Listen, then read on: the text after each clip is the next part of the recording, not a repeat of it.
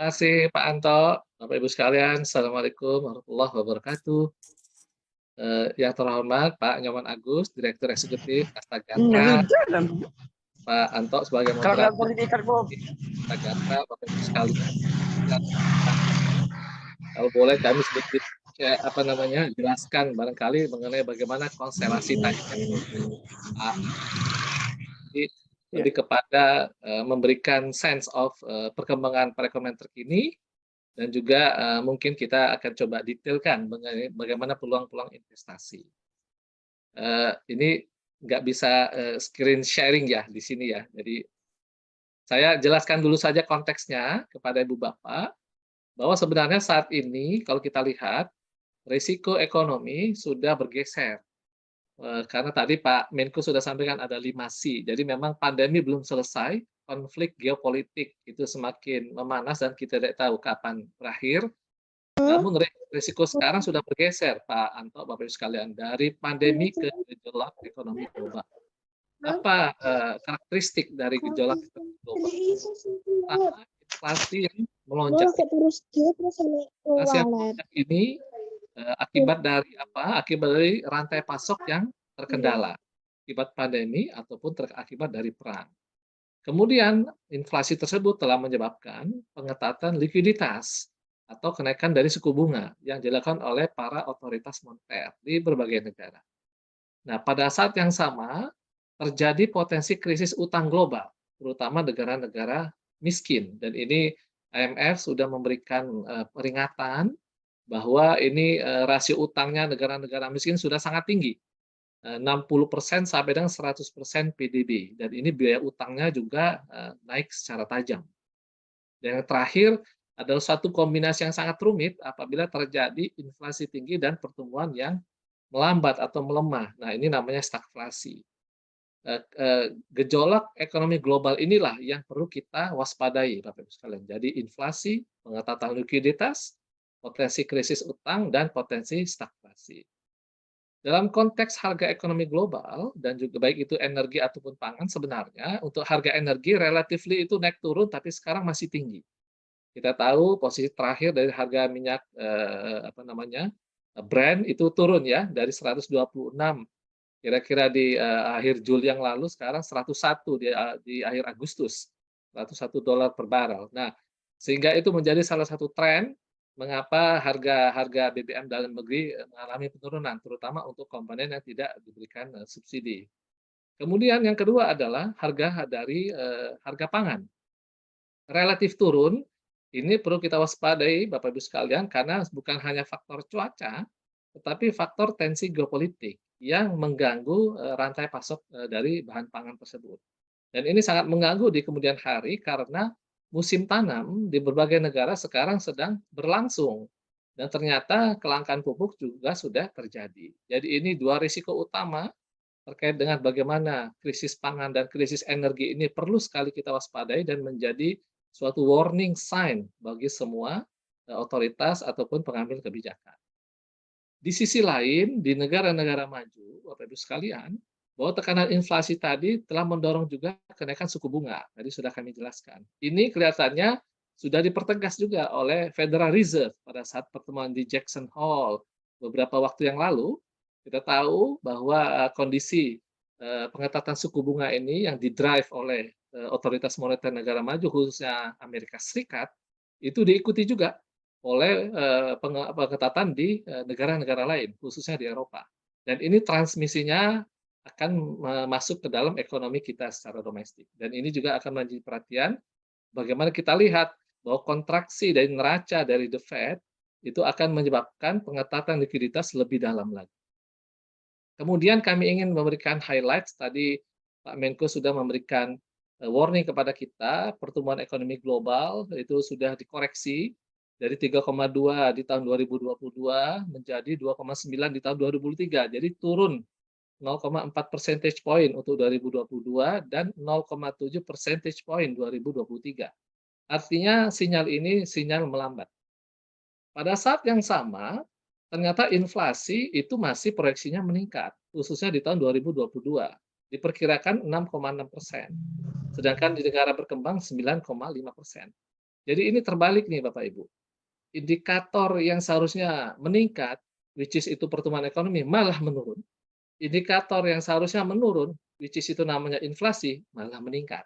Nah, kondisi inilah yang memang betul-betul kita lihat bahwa revisi pertumbuhan ekonomi global tadi secara signifikan dan ekspektasi inflasi yang tinggi di negara-negara maju khususnya dan sekarang merambat ke negara-negara berkembang adalah suatu kombinasi tantangan kebijakan yang sangat rumit yang memang harus kita hadapi bersama, namun kita tetap harus optimis dan waspada. Bapak Ibu sekalian, Indonesia di tengah tekanan kondisi ekonomi global itu sebenarnya itu beruntung. Kita bersyukur di tahun 2022 Q2 catatan pertumbuhan ekonomi 5,44%. Secara GDP kita sudah kembali di atas sebelum pandemi di tahun 2019. Jadi Indonesia sebenarnya termasuk di antara negara yang paling cepat untuk pemulihan ekonominya. Inflasi relatif terkendali 4,94%. Kami dengar untuk bulan Agustus juga turun karena ada deflasinya. Jadi ini suatu sinyal baik dan ini tentunya menjadi kewaspadaan bagi otoritas moneter untuk melakukan bauran kebijakan, baik itu pengendalian inflasi ataupun menjaga momentum pertumbuhan. Nah, di sini kita lihat negara-negara seperti Turki misalnya itu sudah sangat tinggi. Jadi apa namanya, level inflasinya juga sangat tinggi, kemudian juga negara-negara lain misalnya seperti negara-negara maju seperti Amerika Serikat, Eropa, di Asia sendiri Cina termasuk yang rendah bersama dengan Jepang. Jadi kita termasuk yang pulih lebih cepat dengan inflasi yang terkendali. Dan ini kita lihat Bapak Ibu sekalian di tahun 2021 yang lalu PDB real kita itu sudah di atas PDB 2019 sebesar 1,6%. Dan kalau misalnya kita lihat, kalau kita bandingkan semester to semester, di tahun 2022 sudah 7,1% di atas semester pertama tahun 2019. Jadi ini kabar baik yang perlu kita syukuri bersama dengan bauran kebijakan pemulihan ekonomi yang terus kita laksanakan. Kami ingin memberikan highlight sedikit kepada Bapak Ibu mengenai bagaimana pemulihan ekonomi Indonesia tadi, yang sampai saat ini kita yakini bersifat broad base, dimotori oleh berbagai sektor, utamanya sektor transportasi, akomodasi. Jadi ini dari sisi produksi kita dapat kabar baik, dari sisi manufaktur tumbuh secara positif, konstruksi juga, perdagangan, bahkan untuk transportasi itu tren pemulihannya itu sekarang sudah 18,6% year on year. Jadi itu sudah di atas jauh di atas 2021 yang lalu sebesar 3,2%. Makanan minuman juga meningkat sekitar 8,2%. Informasi telekomunikasi juga meningkat dan termasuk juga terkait dengan real estate. Jadi ini suatu sinyal yang sangat positif Bapak Ibu terkait dengan pemulihan ekonomi kita yang bersifat broad base di mana sektor-sektor unggulan sudah tumbuh di atas level pra-pandemi. Secara spasial, pertumbuhan ekonomi terjadi di seluruh Indonesia. Jadi kita lihat misalnya di motornya adalah di Sulawesi, di Jawa, Maluku, dan Papua. Ini semuanya tumbuh tinggi di atas rata-rata pertumbuhan ekonomi nasional yang 5,44%.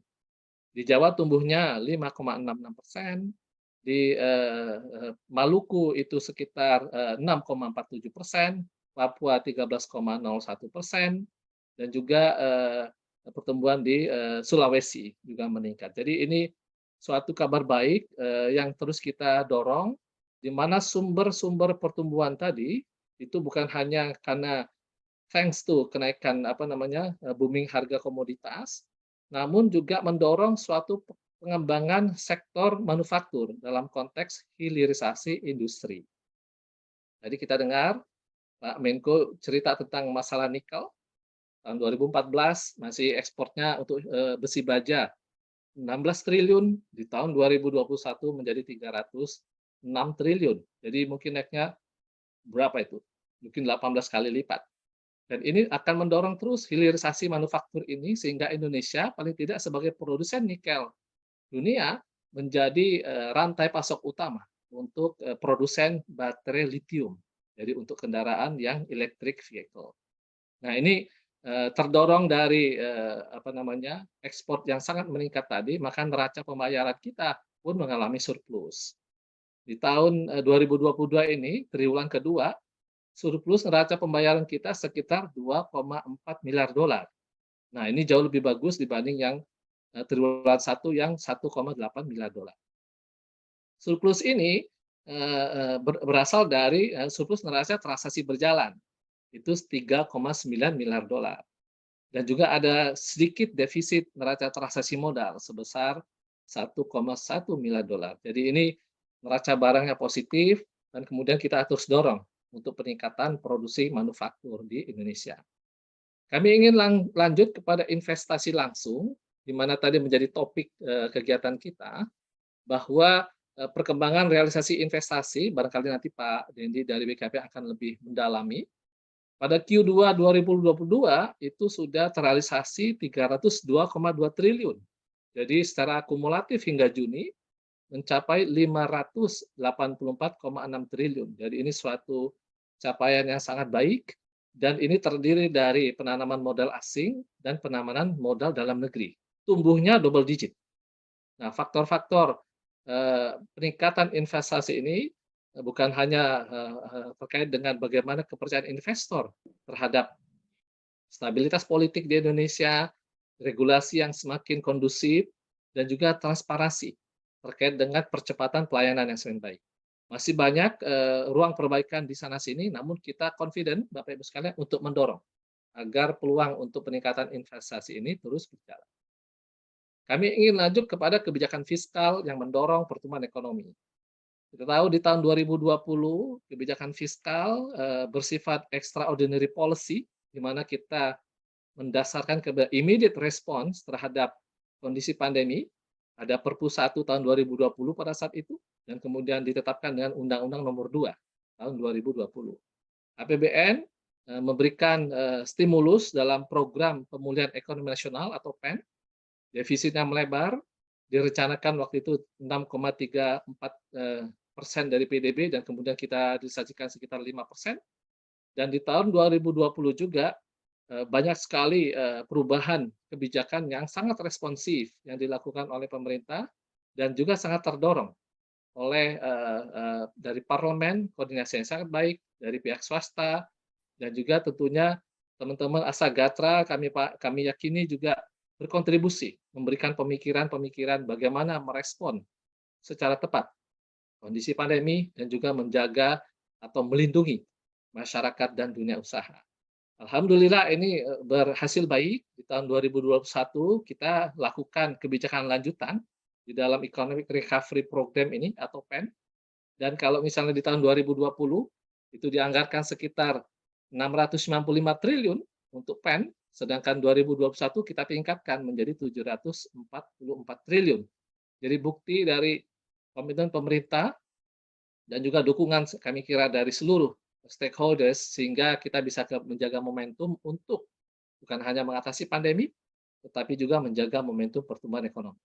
Nah, di tahun 2022 ini Bapak Ibu sekalian kita mendorong suatu program reform terkait dengan akselerasinya, bukan hanya kita menguatkan penanganan pandemi yang sekarang masih terus berlangsung, vaksinasinya sudah semakin meningkat, dan kita mencoba untuk melanjutkan program PEN dengan menganggarkan 455 triliun. Jadi ini betul-betul suatu terobosan yang terus dijaga, sehingga rakyat bukan hanya terlindungi, tetapi juga dunia usaha juga diberikan support yang memadai.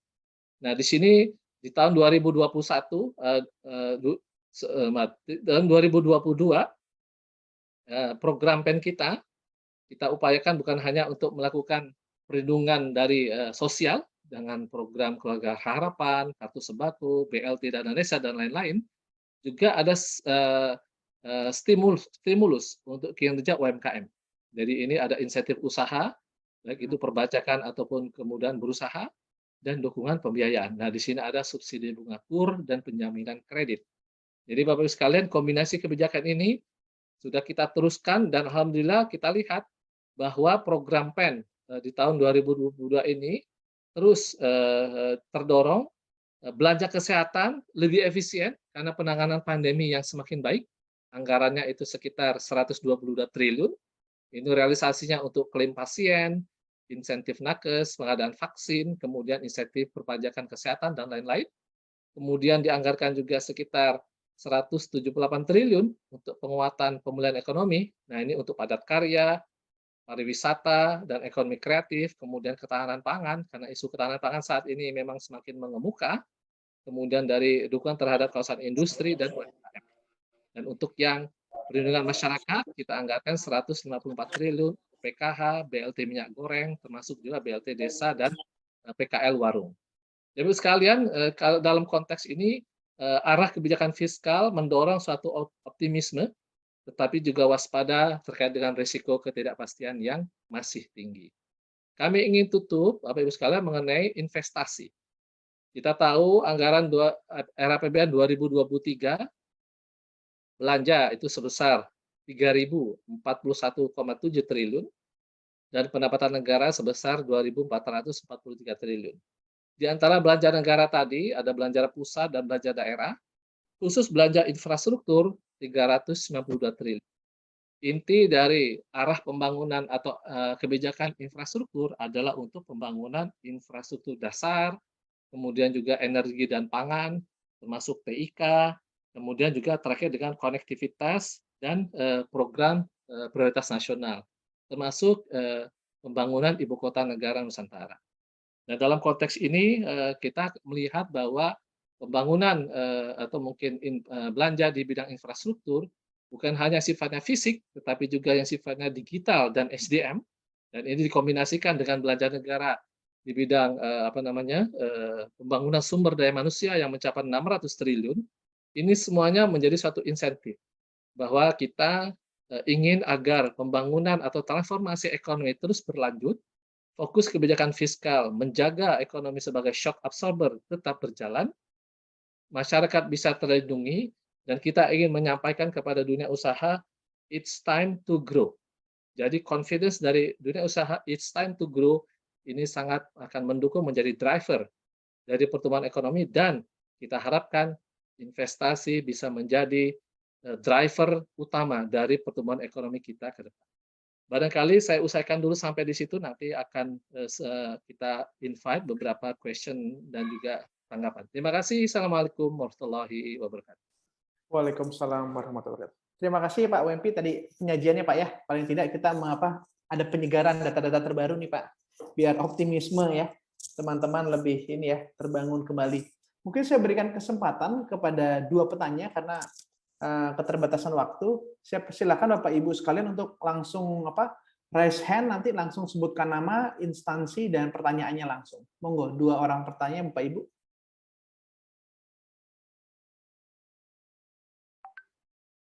Ada pertanyaan kira-kira Bapak Ibu sekalian? Oke, mungkin saya akan bertanya dulu nih Pak WMP. Pak WMP, ini kan kita dancing with pandemi hampir 2 tahun ya Pak ya. 2020 ini udah 2022 gitu Pak. Dari data pertumbuhan tadi Pak, kan kita juga terbangun optimisme nih. Nah, apakah pertumbuhan tersebut nih apa efek dari low base effect atau memang benar-benar tumbuh secara actual ya tahun ke tahun nih Pak WMP? Mungkin itu dulu Pak.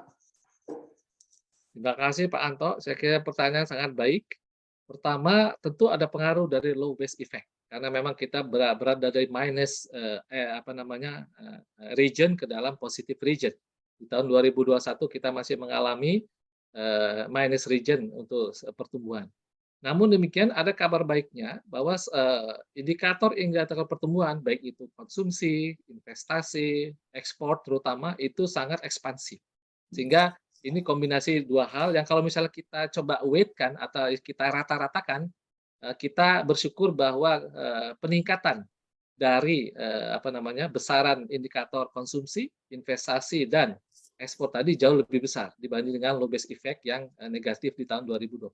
Jadi ini satu kabar baik Pak Anto, dan kalau misalnya kita tadi by sektor pendorong utama pertumbuhan, baik itu sektor manufaktur, pertambangan, akomodasi, transportasi, makan minuman, itu semuanya tumbuh positif. Jadi ini suatu kabar baik menurut saya. Baik, terima kasih Pak WMP. Ada Pak Noveri, silakan Pak Noveri, kalau ada pertanyaan. Baik, terima kasih Pak Yanuar. Selamat sore Pak OMP. Selamat sore Bapak Ibu sekalian. Ya, saya Noveri, mahasiswa pasca sarjana dari UI, Pak OMP. Ini menarik Pak bahwa kita dancing with the pandemic dan kita sedang recovery ya Pak ya setelah pandemi ini. Nah, cuma kan dengan isu-isu yang di luar sana ini Pak, misalnya dengan minyak naik dan lain-lain di industri. Kebetulan riset saya tentang industri nih Pak. Nah ini kan kita was-was Pak di industri nih Pak. Dengan kebijakan-kebijakan dari pemerintah dan lain-lain. Nah kira-kira apa pendekatan-pendekatan bisa dilakukan oleh pemerintah untuk dalam tanda kutip menenangkan dunia industri Pak. Salah satunya karena kita baru aja mau bangkit begitu Pak dalam risetnya. Kira-kira begitu Pak WMP. Pak Yono, terima kasih Pak. Baik, silakan Pak Wempi. Terima kasih Pak Naveri. Pertanyaannya saya kira sangat menantang. Ini memang kelihatannya Pak Naveri berkecimpung cukup lama nih di bidang ini kelihatannya penelitiannya. Jadi memang Pak, dalam konteks sekarang ini pandemi belum selesai. Artinya kita tetap harus waspada. Kemudian konflik geopolitik itu sudah menyebabkan krisis-krisis lanjutan. Dan ini suatu variabel baru yang menjadi tantangan bagi policy makers dimanapun berada. Dalam kebijakan fiskal, bauran kebijakan fiskal, moneter, dan sektor keuangan yang sekarang ini dilanjutkan, saya ingin langsung saja, kayaknya ini pertanyaan Pak Noveri sangat inti nih. Ada 3 hal barangkali Bapak Ibu selaku investor, pemerhati, peneliti, yang juga mungkin sebagai pelaku usaha. Apa yang seharusnya kita lihat dari perekonomian Indonesia? Ada 3 hal. Pertama, kita sebut dengan exit policy ini. Pertama, bagaimana otoritas fiskal bisa mengembalikan disiplin dari defisit kita menjadi kembali di bawah 3% dari PDB di tahun 2023. Ini adalah exit policy pertama. Apa signal yang diberikan dari exit policy ini? Bahwa negara ini kita jaga dengan baik. Dalam konstelasi ekonomi global yang memang jumpalitan, juggling sana-sini, inflasinya sudah sangat tinggi di negara-negara maju, kita berupaya. Apa peran utama dari instrumen fiskal sebagai shock absorber? Pada saat negara membutuhkan investasi, maka insentif diberikan. Sehingga industri yang mendorong sektor pertumbuhan, seperti industri manufaktur, pertambangan, transportasi, informasi dan telekomunikasi, itu terdorong terus. Jadi ini menjadi driver utama untuk pertumbuhan ekonomi kita. Yang kedua, bagaimana otoritas moneter bisa mengendalikan inflasi di masa depan, jangka pendek ataupun jangka menengah. Kita tahu sekarang ini liquidity-nya ample, Pak. Kita sebenarnya likuiditasnya banyak di luar itu.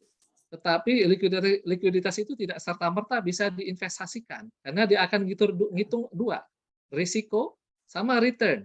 Nah, dalam konteks ini pemerintah menjamin stabilitas politik, stabilitas ekonomi, supaya apa? Investornya bisa datang. Apakah dengan itu investor datang semuanya? Belum tentu, Pak Naveri. Mereka juga butuh insentif yang lain. Bagaimana kebijakan tadi, hilirisasi industri, kebijakan manufaktur, kebijakan industrialisasi dari negara kita. Nah, barangkali nanti Pak Dendi akan memperdalam hal ini, tapi kita confidence, Pak, bahwa peningkatan PMA dan PMDN yang sampai saat ini kita peroleh, itu menjadi bukti, Pak, bahwa secara kebijakan kondusif di dalam negeri, banyak ruang perbaikan dari sana-sini dan kita lakukan secara bersama. Nah, dari investor kita juga mendapat banyak sekali masukan dalam bagaimana cara memperbaiki layanan, regulasi, perizinan, dan lain-lain. Yang ketiga, Pak, adalah bagaimana otoritas sektor keuangan memberikan kebijakan relaksasi terhadap sektor-sektor pendorong pertumbuhan tadi.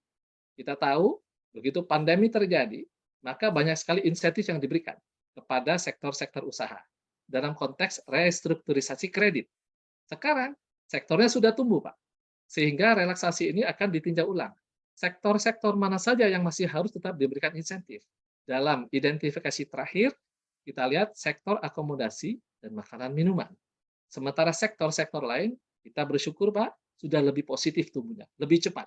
Nah ini mendorong dari Pak Noveri tadi, saya kira pertanyaannya sangat inti, bahwa it's time to grow Pak, dari para investor. Keyakinan investor untuk mendorong investasi dengan keyakinan bahwa stabilitas politik dan ekonomi Indonesia terjaga, dan kita jadikan bauran kebijakan tadi menjadi driver dari situasi atau iklim investasi yang kondusif, saya kira itu akan menjadi satu kombinasi yang baik untuk pertumbuhan ekonomi ke depan. Demikian, terima kasih Pak.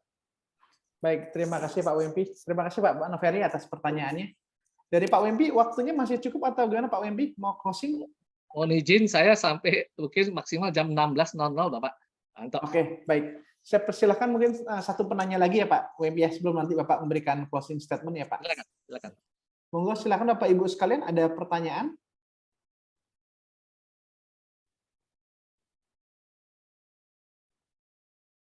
Oke, kalau belum saya mau tanya ke Pak WMP nih. Pak, ini kan kita lagi momentum di G20, B20 Pak ya, momentum bersama ya melakukan recovery global. Pak, kalau dari Indonesia dari fiscal authorities Pak, isu yang dibawa di tatanan global seperti apa Pak dari Indonesia Pak diangkat ke G20 Pak? Terima kasih Pak Anto. Saya kira ini sangat relevan. Kebetulan saya juga Finance Deputy Pak untuk G20. Jadi ada 6 agenda utama dari Finance Track yang dibawa dari Presidensi Indonesia. Pertama terkait dengan exit strategi, terkait dengan how to secure future growth Pak. Kita mendorong exit policy tadi yang tadi sudah saya jelaskan. Yang kedua, bagaimana kita mengatasi scarring effect atau luka akibat pandemi. Nah, ini jangka menengah dan jangka panjang, Pak. Tidak mudah, Pak Anto, karena yang namanya Ya, luka akibat pandemi ini, pertumbuhan yang mungkin kita masih harus kita dorong, pengangguran yang masih banyak, Pak, kemudian learning loss yang juga kita harus waspadai, dan juga terkait dengan kebangkrutan berbagai sektor usaha yang memang harus kita bantu. Yang ketiga, Pak, agenda terkait dengan payment digital atau digital payment. Nah, di sini dibahas mengenai central bank digital currency. Barangkali di masa oke. depan, mungkin dalam jangka 1-2 tahun ke depan, Pak, sudah ada penerapan dari central bank digital currency. Kita tahu teman-teman di BI sudah melakukan sinkronisasi payment, Pak, secara digital dengan negara ASEAN 5. Jadi kalau Pak Anto belanja di Filipina, belanja di Thailand, Pak, dengan pakai QRIS saja, tanpa harus dikonversi ke dolar, bisa langsung dibayar. Jadi ini suatu terobosan yang sangat baik. Yang keempat, Pak, terkait dengan keuangan berkelanjutan atau sustainable finance. Nah, inilah komitmen Indonesia terhadap transisi menuju ekonomi hijau. Biayanya besar, Pak, investasinya masif, kita perlu banyak kebijakan-kebijakan dalam konteks ini, tapi juga kita harus dorong bahwa transisi menuju ekonomi hijau adalah masa depan bagi generasi-generasi milenial, generasi alfa, generasi Z, Pak, yang harus kita perhatikan bersama. Agenda kelima terkait dengan financial sector regulation, Pak. Ini digital economy. Jadi kita mendorong bagaimana UMKM kita bisa mendapatkan akses pasar dan juga pendanaan yang memadai. UMKM kita ini kan paling besar yang mikronya, Pak.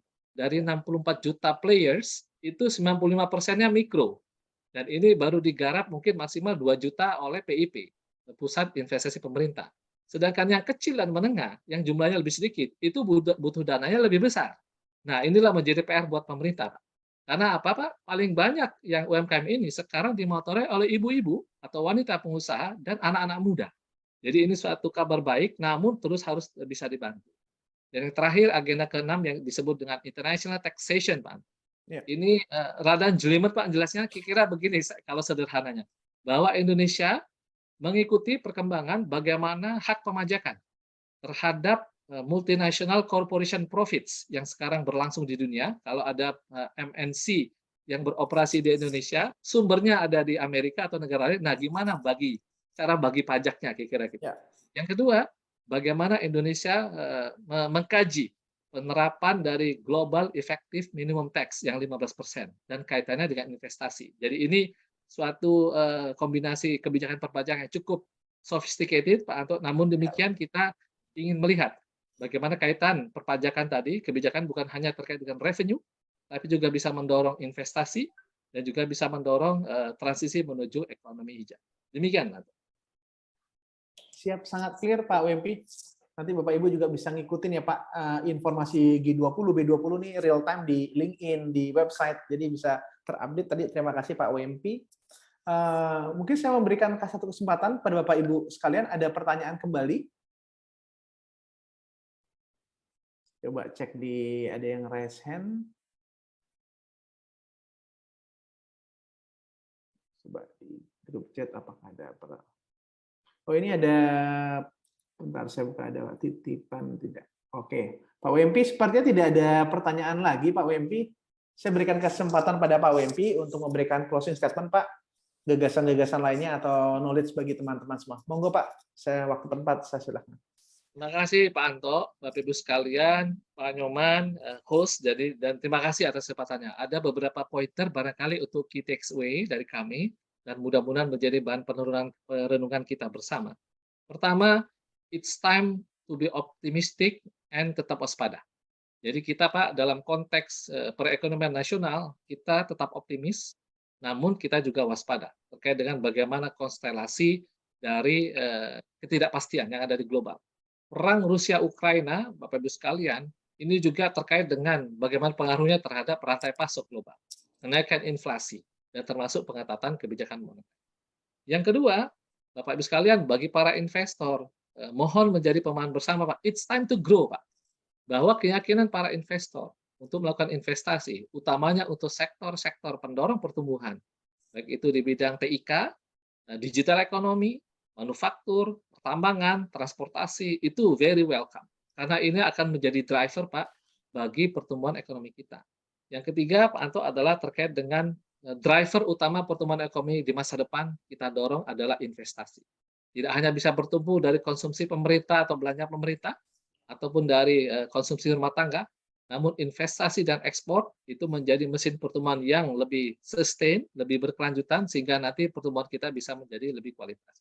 Yang terakhir Pak, bagi teman-teman milenial barangkali, mari kita pahami bahwa pada saat-saat ini, situasi global masih penuh dengan ketidakpastian, namun kita harus merencanakan masa depan dengan investasi yang tepat. Jadi tolong pilih instrumen investasi, ukur bersama risiko dan return yang ada, dan juga gunakan logik yang tepat. Sehingga perencanaan keuangan tadi ada beberapa pesan di chat box. Ke depan tersebut Pak, kita mencari investasi yang aman, namun juga berkelanjutan untuk perencanaan keuangan kita sendiri di masa depan. Demikian dari kami, Pak Nyoman, Pak Anto, terima kasih sekali lagi Bapak Ibu sekalian. Mohon maaf kalau ada kekurangan. Kami usaikan. Assalamualaikum warahmatullahi wabarakatuh. Waalaikumsalam warahmatullahi wabarakatuh. Terima kasih Pak WMP atas pemaparannya. Mungkin Bapak Ibu sekalian yang baru hadir, Pak WMP adalah staf ahli Menteri Keuangan di bidang ekonomi makro. Tadi pesan milenial yang di chat box, jangan sampai terjebak seperti Indra Kents. Nah, gitulah poinnya ya Pak.